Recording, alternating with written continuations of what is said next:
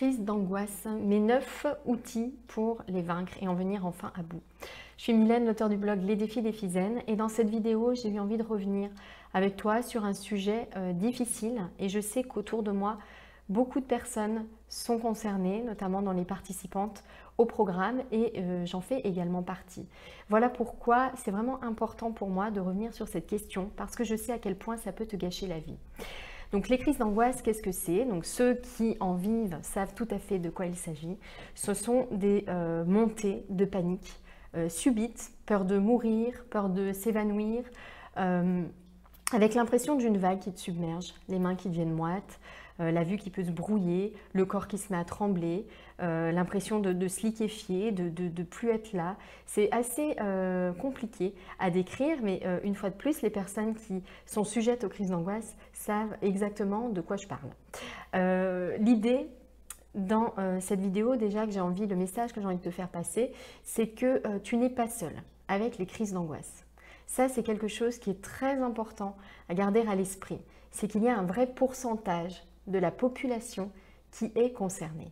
En fait, il y a beaucoup plus de personnes qui vivent la même chose que toi, qui savent exactement ce qu'est une crise d'angoisse, qui en souffrent peut-être au quotidien, qui arrivent plus ou moins bien à les gérer, qui sont d'ailleurs à des niveaux peut-être plus ou moins élevés, on va dire, de gêne, de limitation dans la vie quotidienne à cause de ces crises d'angoisse. Donc voilà, tu n'es absolument pas seul. Et l'autre bonne nouvelle, c'est qu'il y a vraiment des choses qui fonctionnent pour en finir avec les crises d'angoisse. Donc je vais partager avec toi dans cette vidéo 9 outils.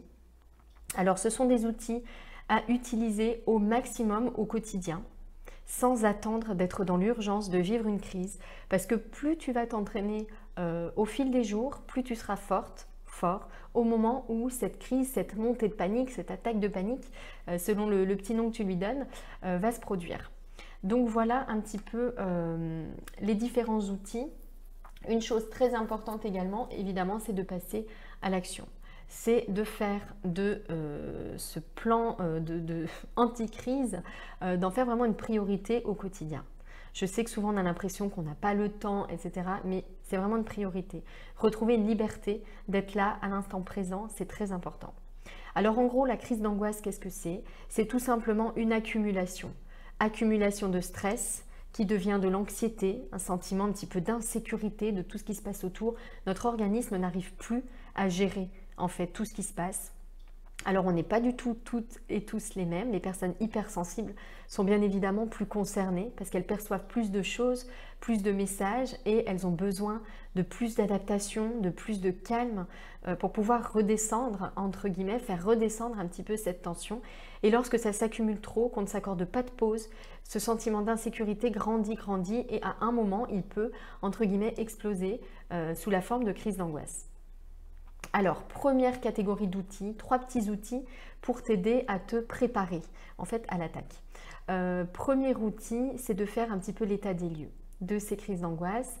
Quand est-ce que tu vis des crises d'angoisse? À quelle fréquence est-ce qu'elles arrivent? Qu'est-ce qui se passe en toi lorsque tu vis une crise, une attaque de panique? Essaie de prendre 15 à 30 minutes pour répondre à ces différentes questions. Par écrit, c'est l'idéal. Ensuite, deuxième outil, c'est très important. Il s'agit de parler de tes crises d'angoisse. Je sais bien que tu as peut-être l'impression que autour de toi, personne ne comprend vraiment ce que c'est, mais tes proches, ton chéri, tes amis, ta famille t'aiment. Il faut vraiment garder ça en tête. Ils t'aiment, ils sont près de toi. Si tu leur parles de ça, ils seront ravis de t'aider. On éprouve tous beaucoup de plaisir à aider les autres. Donc, n'aie pas peur de déranger. C'est vraiment important que tu leur expliques que tu as aussi cette faille-là, que tu as peut-être cachée pendant un petit moment, que tu arrives sûrement à cacher, à garder peut-être pour la nuit quand tu es toute seule dans ton lit et que ce n'est pas trop, on va dire, visible d'extérieur. Mais c'est important de le partager pour que simplement les autres sachent que tu auras besoin d'un petit mot doux, d'un petit geste tendre de temps en temps quand tu sens que tu commences à te sentir entre guillemets en danger ou susceptible d'avoir une crise d'angoisse. Troisième petit travail que tu peux faire, c'est d'essayer de comprendre. À l'origine des crises d'angoisse, il y a toujours eu un événement de trop, on va dire, la goutte d'eau qui a fait déborder le vase pour toi et qui a fait que ton organisme réagit comme ça, de manière assez violente, pour te faire passer un message, te dire stop, ça c'est trop pour moi, voilà. Donc l'idée c'est vraiment de revenir un petit peu sur cet événement. Est-ce que tu sais ce qui s'est passé? Est-ce que tu as vécu un choc? Est-ce que tu as vu quelque chose qui t'a trop fait souffrir, qui a été insupportable pour toi? Est-ce qu'il y a eu un manque d'amour, un manque de sécurité trop important à une période?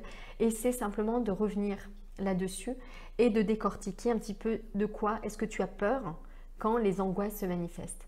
Qu'est-ce qui te fait peur? Pourquoi? Pourquoi? Essaie de creuser en fait un maximum. Voilà, accorde bien 30 minutes à cette analyse. Ensuite, quelques outils que je voulais te partager quand la crise d'angoisse est là et présente. Je le répète, ces outils, plus tu t'entraîneras au quotidien, plus ils seront efficaces le moment venu. Garde bien ça en tête. Donc, essaie de les intégrer au maximum à une routine quotidienne. Premier outil, c'est d'accepter la crise d'angoisse.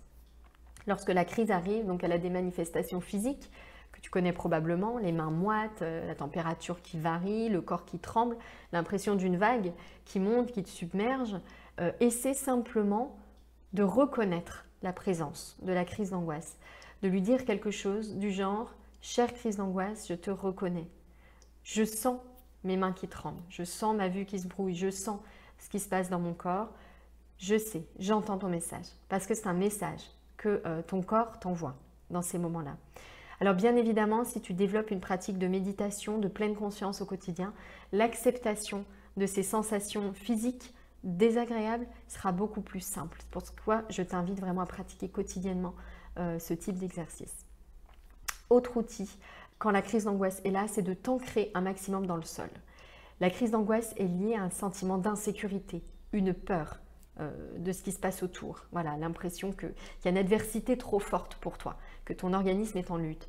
Donc l'idée va être vraiment de t'exercer à visualiser que tu es enraciné dans le sol. Voilà, imaginez qu'il y a des racines qui partent de tes pieds, qui s'ancrent, qui vont jusqu'au centre de la terre. Tu es solidement ancré dans le sol. Je te parlais d'une impression de se liquéfier en intro. Moi, ça fait un petit peu partie des sensations que j'ai dans ces moments-là. Et le fait vraiment de s'ancrer dans le sol, c'est très important. Ça te permet justement de lutter contre cette insécurité, contre la source de la crise. Pareil, exercice à mettre en place dans une routine quotidienne. Autre outil, troisième outil quand la crise est là, c'est la respiration. Revenir à ta respiration. Inspirer et expirer en conscience. Être entièrement focalisé sur ta respiration. Pour t'exercer, même chose. Pratique 5 minutes de respiration consciente toutes les heures, toutes les 2 heures, au pire une fois par demi-journée. Ça ne représente rien du tout dans ton emploi du temps et ça te donnera énormément de ressources supplémentaires lorsqu'une crise arrivera. Il y a des applications qui existent. Moi, j'utilise Respire Relax, par exemple, pour suivre les petites bulles qui montent et qui descendent. Voilà, et rester vraiment, porter mon attention consciente de ma respiration pendant le moment choisi. Ensuite, pour éviter de nouvelles crises, 3 derniers outils, un petit peu logiques, tu t'y attends, mais est-ce que tu le fais vraiment au quotidien? C'est la question à te poser. Premier outil, c'est de ralentir le rythme. Ton corps t'envoie des messages. C'est trop pour lui. Il y a trop de quelque chose. Donc, reprends du temps pour toi. Fais vraiment de cette lutte anti-crise ta priorité. Ralentis. Accorde-toi des pauses. 5 minutes toutes les heures. Tu as probablement besoin de beaucoup plus de pauses. Donc, prends soin de toi et vraiment intègre ça dans ta routine quotidienne. Une routine matinale par exemple, j'en parle dans ma vidéo Magic Morning, Miracle Morning, une routine matinale pour partir du bon pied et des pauses régulières au cours de ta journée. C'est hyper important. N'attends pas les vacances. Dans 3 mois, dans 6 mois, c'est pas ça en fait qui va te permettre de te recentrer. C'est vraiment des petites habitudes prises chaque jour.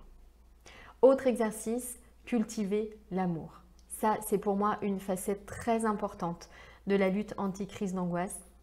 C'est que souvent, à l'origine, cette peur, c'est un manque d'amour, un manque de sécurité. Tu as l'impression d'être toute seule, qu'autour de toi, il y a l'adversité et que ça, c'est trop difficile à surmonter pour ton organisme. Donc, pratiquer des méditations sur l'amour, c'est très important pour t'habituer à te redonner à toi cet amour, à pouvoir le diffuser autour de toi et surtout à voir qu'en fait l'amour est partout autour de toi. Et dernier petit outil que j'ai envie de partager avec toi, c'est d'avoir une hygiène de vie au top. Ça, tu t'en doutes. Le sommeil, absolument. Repérer tes cycles de sommeil, dormir au bon moment, te lever pas trop tôt pour avoir ton quota d'heures de sommeil. L'exercice physique au quotidien, c'est absolument indispensable, on en a besoin.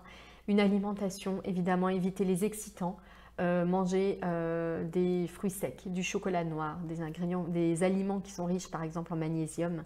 Voilà, les petites habitudes à garder, boire beaucoup d'eau, des tisanes si tu aimes les tisanes.